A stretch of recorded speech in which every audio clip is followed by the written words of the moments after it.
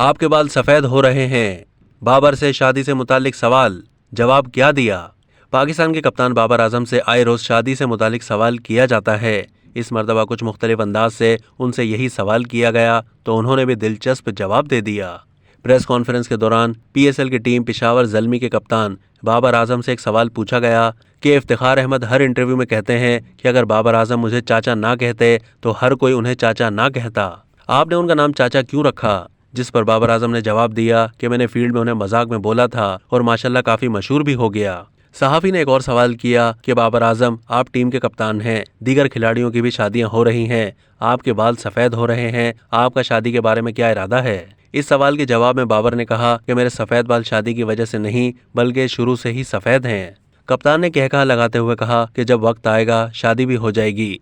वक्त का इंतज़ार मैं भी कर रहा हूँ, आप भी करें। अब तक के लिए इतना ही। मज़ीद मालूमात के लिए डेली जंग के YouTube चैनल को सब्सक्राइब कीजिए।